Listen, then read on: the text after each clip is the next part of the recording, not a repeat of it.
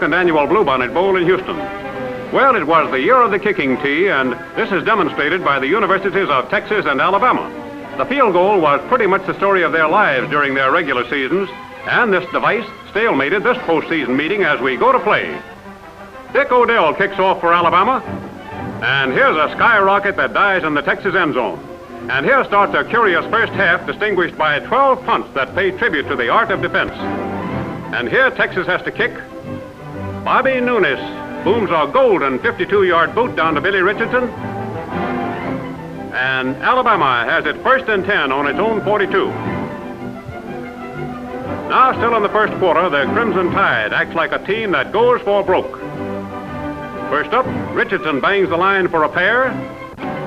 And then bingo, here's a 49-yard pass and run play. Bobby Skelton pegs to Bill Rice, great blocking downfield. Dave Russell finally nails Rice on the Texas 7-yard line.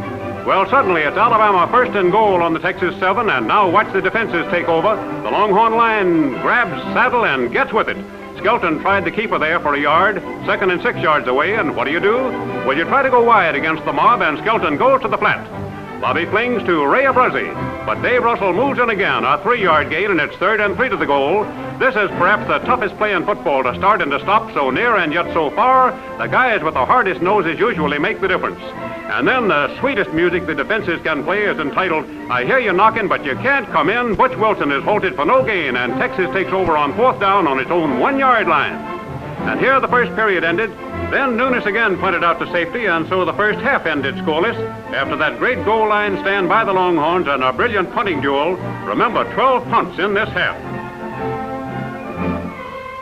In the third quarter, the Tide is tough, and again Texas is compelled to give up the ball. Again Nunes punts, this time for 33 yards, and watch Billy Piper on this counter punch, 18 clever yards to the Texas 34-yard line, and this is known as field position.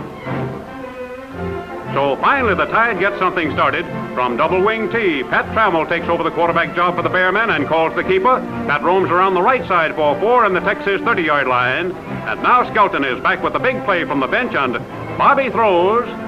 Norby Ronsonet cooperates. Crossing, Norby bags a 14-yard pass to the Texas 14.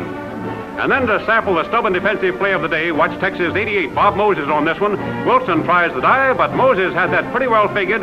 This brings up the field goal try. And from the 20-yard line, Skelton tees the ball. Tommy Brooker will kick. And suddenly it's Alabama 3, Texas nothing. Stung by this 3-point B, the Longhorns finally move out of the South 40 in the 4th period, and this big boy was a big reason. Here comes Ray Pogue, Texas battering ram fullback, on 2 carries that tell you why he was the game's leading ground gainer with 56 yards. And after this, the Steers are near midfield. Then Mike Cotton draws a bead in the right flat that opens up the secondaries. Mike hit on 5 out of 11 passes, including this pot shot to Jack Collins for 4 yards. But it was Ray Pogue who kept the Crimson Tide at home down the middle. Ray hits a sharp blow on a fast start, assisted by a precise set of blocks, and the Longhorns are in business on the Alabama 34.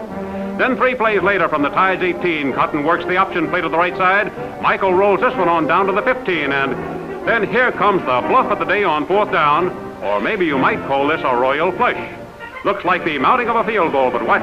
Cotton rises and he throws, and Jack Collins spears it for an 8-yard trick to the Alabama 7-yard line.